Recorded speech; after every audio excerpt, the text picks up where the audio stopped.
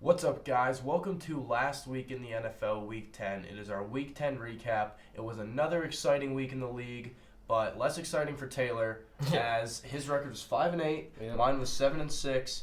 I think combined, that's definitely the worst records we've had, like overall. You know what I mean? Yeah, definitely one. And of I them. think yours is you went negative a couple weeks ago, but I think this is the worst record that you've had. So I mean, like, what do you think happened? Nothing went my way. I don't really know how else to put it. I mean, some of these games were just pure upsets. I mean, the Falcons beating the Saints. Really wasn't expecting that to happen, especially in the fashion that it did happen. No, Yeah. Saints scoring 9 points. Was Yeah. not what people expected. For And this then weekend. kind of the Chiefs collapsing at the end of that one against the Titans. Mhm. Just a couple games that just ended up not going my way. Yeah, and as we talked about in the preview for this week, because it's week 10, we obviously made all these picks at the beginning of the year. Yeah. So when you're making the picks for the whole season, you're kind of looking for possible upsets. I was like, oh, Titans at home, that seems possible. But when it actually comes to the week of, you're like, oh, Mahomes is back. The Chiefs got it. Yeah. And actually, I mean, this is my game that went as expected. I did choose the Chiefs 32, Titans 35. And I mean, as I said, I thought this might be a trap game for the Chiefs. The Titans defense is good, at home with the crowd. Home underdogs always are playing with a little extra. So it was possible. And I mean, even as I was watching this game, I was like, oh, the Chiefs have this. Up until the last minute, I thought that they were going to win. I mean, Mahomes played fantastic. They didn't lose this game because of Mahomes. They would have lost this game no matter who was the quarterback. Oh, yeah. Butker misses the field goal. That would have made it an 8-point game so the Chiefs couldn't lose in regulation. And then he also gets the game winner blocked. Yeah. So, I mean, the Titans really had to pull out all the stops to get this dub. But, I mean, they kind of keep themselves alive by doing it. Yeah. So, huge win for the Titans. I mean, Mahomes looks to be Mahomes again, as I said. Yeah. No rust whatsoever. Yeah, he was throwing jump passes. I mean, Tyreek Hill got hurt for a little bit, but he returned. So the Chiefs look to be getting a little more healthy. They're 6-4. I still think they'll be fine. You know what I mean? Oh yeah, they'll get their groove going. This is a really good win by the Titans, but they kind of stole this one from the Chiefs at home. They kind of just snagged it from them. So. Oh yeah, absolutely. I mean, good for the Titans. And also, is Ryan Tannehill good? What are we? I don't know. What are we? I don't know. That is the third straight week of him playing not bad at all. Yeah, no. Of him doing enough to win for the third. I mean, they lost to the Chargers last week, but it wasn't like he threw 4 picks. They had their own problems, and he almost kind of got them back in it at the end. So. I mean, maybe Mariota's just really, really bad, and any quarterback could kind of succeed with the way this Titans run game's going, because Derrick Henry was also just doing amazing. Mm-hmm. So I think he put up 188 on the ground. So it's if you're putting up yards like that, if you're running the ball that well, all you need is a quarterback that's just going to be able to keep the team rolling. You know what I'm saying? And that's what he's been able to do. He had 8 yards of carry. Yeah. Obviously he had the huge one where they just couldn't tackle him. Oh, so yeah. I mean. Yeah, I mean, we'll see what the Titans have. We'll see what they have the next couple of weeks, because it'll be big for determining. They could still win the AFC South. They really could. So, I mean, we'll see. Yeah, it'll be interesting. Moving on to my game, I chose the Vikings and the Cowboys, who played on Sunday night. I'd stated in our preview about how big of a game this was for both teams in terms of playoff seeding and even winning their own divisions. And this game really didn't disappoint at all. No, it was a Dak great game. threw for almost 400. He looked really good. The Vikings front seven, though, kind of surprised me. Held Zeke under 50 rushing yards, which historically has never really ended up in a W for the Cowboys, and it didn't here. It's some reason doesn't seem to matter how much Dak puts up through the air. They just always lose whenever Zeke doesn't rush for over 100, or even 75 for that matter. But anyway, Dalvin Cook really stole the show Sunday night. Rushed for 97 yards and a touchdown, then also led the team in receiving with 7 receptions for 86 yards. They just couldn't seem to find an answer for Dalvin Cook at all, Yeah, no, I mean, Dalvin Cook, outplayed Zeke, by a lot. Oh, I mean, it wasn't even close. If you looked at their stat lines, it was, you would know that they're both top-flight running backs. Great job. I think he's still definitely up there for an MVP candidate as well. With Russ and Lamar. Obviously, probably not as close now because of how good those two are doing. But with this loss, that puts the Cowboys down to 5-4. So now they're tied up top in the AFC or in the NFC East with the Eagles. So their matchup in a couple weeks is going to be huge going forward for them. Every game's going to count for both of them trying to make the playoffs. And then the Vikings obviously are just trying to keep up with the Packers at this point. Mm-hmm. You know, they'll see each other again later down the road as well.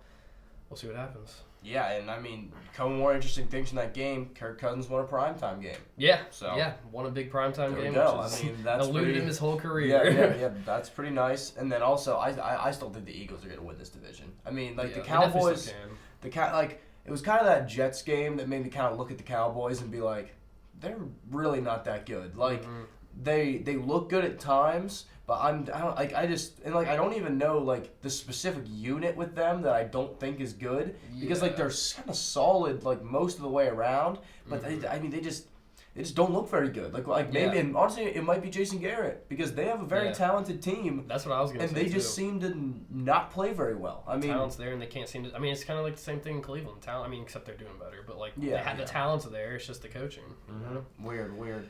But moving on to my game that didn't go as expected.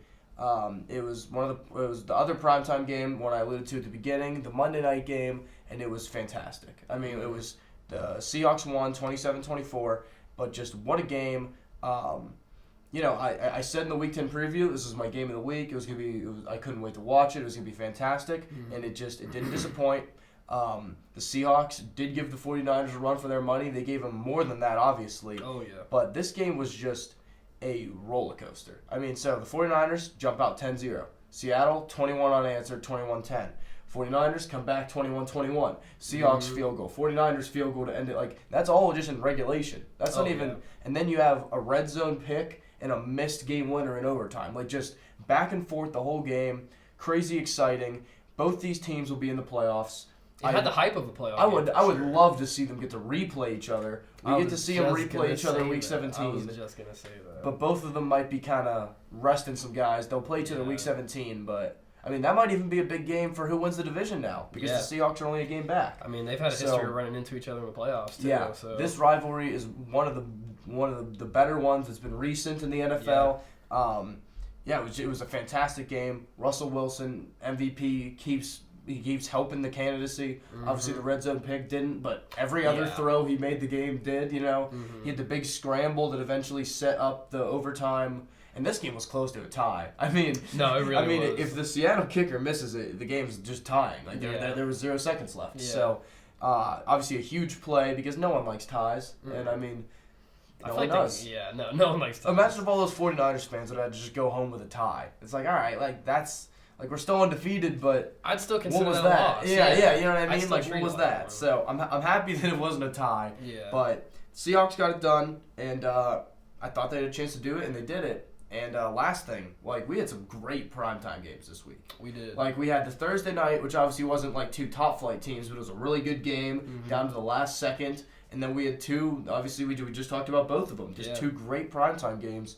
And I think if you look forward on Monday night, we got some good games coming too. So there's going to be, I mean, because this is when it starts to heat up. Oh, yeah. Moving on to my other game that didn't go as expected. Jets and Giants. I really don't know what else I want to say here other than just fire Pat Shurmur. Saquon had 13 carries for a total of 1 yard. Oh, my God. That's just so embarrassing. It really just... Offensive line, barring the offensive line, did have two guys that we're missing a right tackle and we were missing a guard as well, or a center, sorry. And then we ended up losing our left tackle in the middle of the game, and he didn't come back.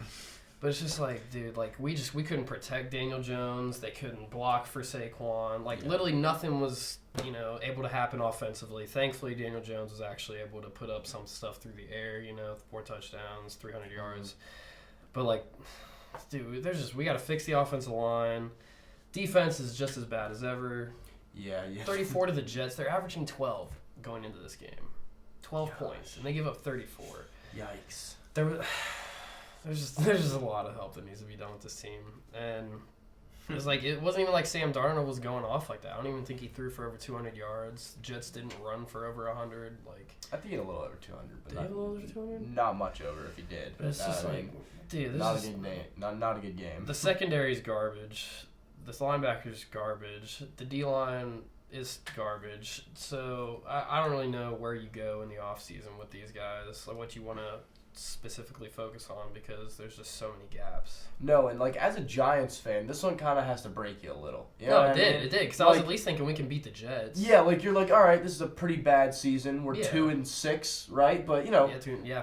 3-6 isn't an awful record. It's not gunning for a top 5 pick, but 2-7, giving a win to a team that was beneath you.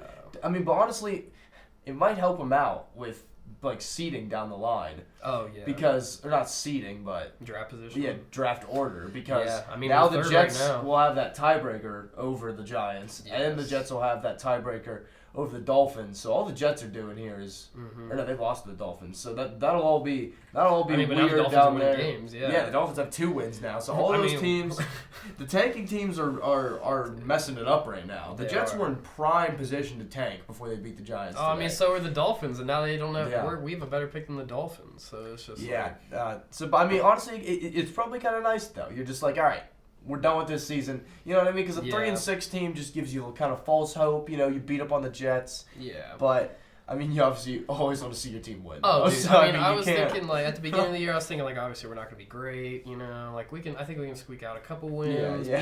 Be a middle of the pack type team, like Here in the and middle of a there. rebuild. But no, it's just awful. And now I actually think we could realistically get Chase Young if we keep sucking this bad. Wouldn't be bad. So we'll see. Tank for Chase. Yeah, but moving on to our betting results. I went 0-2 for the second straight week, so that was fun. I mean, I felt great about both of these, and this is why I made the picks at the beginning of the year, and then I go against them in the betting picks, and then the betting picks lose, and so I'm just overthinking myself here. Yeah. Bills money line, Chiefs -6, both losses. But it's not even like I lost these by a 1-point spread. Both the teams I bet on just both straight up lost. We already kind of talked about the Chiefs game, or not kind of. I did talk about the Chiefs game, but they don't know. Once again, I mean, Harrison Butker has the kick. Yeah. They're up by 5. He has the kick to put them up by 8 and to be covering for me. Then they just got to play defense versus Ryan Tannehill. Not only do they miss the kick, so I'm not even covering, but then they go down and lose. And then they also missed the chance to go to overtime where they might have covered again. So that one just sucked. I mean, if he makes that field goal, I think they're definitely winning in overtime. Yeah, as I said, the Titans ripped this from under them. Like at halftime, I was like, oh, that bet's easy. That one's easy. And then the Bills, another one. They miss a field goal as time expires. That would have sent it to OT. So 2 tough losses. 0-2 for a second straight week is tough. I'll be honest. Thankfully, I can't relate. 1-1 in the week. It's still not great, but I had the Lions plus 2.5. Obviously, that didn't happen. I'd said that I felt pretty comfortable with this. I feel pretty confident. I probably said that in the preview too, and then I found out Matt Stafford wasn't playing like a day or two after I came out with the video. So I was like, well, I can't really. Well, that's tough. Can't really go back on that now, but I wasn't expecting that one to happen, and it didn't. And then my win for the week, I had the Ravens -10 against the Bengals, which obviously wasn't even close, and that's honestly what I thought was going to happen. Easy money. Not really much else I have to say about that one. We have learned when the Ravens play a crappy team, they blow them out. Yeah, they blow them out. But moving on to our 4U losers, we had the biggest game in college football up to this point of this season. Yep. It was number 2 LSU versus number 3 Alabama. I talked about it in the preview. I was all excited. I couldn't wait to watch it, and it did not disappoint. I mean, it wasn't a classic LSU Alabama. It wasn't a slugfest. Yeah, it wasn't 14-10. Yeah, it wasn't. But it was the Joe Burrow show, and that is the 4U losers. Oh, the Bengals 0-9. Every week they get closer and closer to just whoever they want, and it could be Joe Burrow. I mean, it really could be. We've talked about it before. We've talked about him before. The strides he's made, all of like the stuff he's doing. It's pretty crazy. I mean, last year he gets shut out by Alabama. He doesn't throw a TD. He throws a couple, or at least a pick, maybe a couple. I'm pretty sure a couple picks, and just looks awful. You know, they get shut out 20-something to 0. This year they score 46 points. He throws for almost 403 TDs, and he wins them the game. He is the reason they won the game. The defense was trying to lose it for him at the end. Oh yeah. But Joe Burrow is the reason they won, and he just went into Alabama and upset Alabama. Like, Oh, yeah. put some respect on Joe Burrow, you know? No, I mean, going into one of the most hostile environments in sports, really. Yeah. Just coming out with the play extremely well. Crazy. And moving on to my guy, he was on the other side of the team, or the other side, or the other team. I can't talk, sorry. The other team, wide receiver Devontae Smith from Alabama. He completely lit up DBU. 7 receptions, 213, and 2 touchdowns with an 85-yard touchdown and averaging 30.5 a catch. That is Kind of ridiculous against the self-proclaimed DBU. Yeah. It's not what I would expect at all. Obviously, they didn't get the win, but I think this game just did even more to improve his own draft stock this offseason because obviously he's like the 3rd, 4th option on that team behind Jerry Jeudy and Henry Ruggs, and then maybe even Najee Harris. Yeah, and Waddle, yeah. It just really depends on what kind of you're looking for in that specific play, but... Yeah, a lot of great receivers. Yeah, on that it's just team. so much wide receiver talent, and this draft class is already so deep, wide receiver wise, just completely loaded. So it's like I wouldn't expect. I could see him sneaking into the first round for maybe like a team like that's picking later, or maybe even like if it's like, oh, you know, we didn't grab our receiver in the first round, but there's still just as much talent in the second round. You know what I'm saying? Like if you're a team like the Eagles, maybe you address a different need first, and in the second round, if he's still there, you snag him because nobody can catch for Carson Wentz right now. Nobody can catch. So, you know, just a guy to look after. No, yeah, and as I said, that was he was part of the reason that Joe Burrow was having to play as hard as good as he did, because why they couldn't step off the brakes because this kid 30 yards a catch is ridiculous for anybody. But all right, with that, guys, that's gonna be our Week 10 recap. Another great week. As I said earlier, things are starting to heat up. Every game means a little more, and it's also getting cold out. So it's really time where the defenses start mattering. We had to walk here in snow today, so yeah, that wasn't fun. It is officially Packers and Panthers played in snow. So it's winter. Season's coming to an end, and we'll see you guys next week. Well, weather's here. Be sure to like and subscribe. See you guys.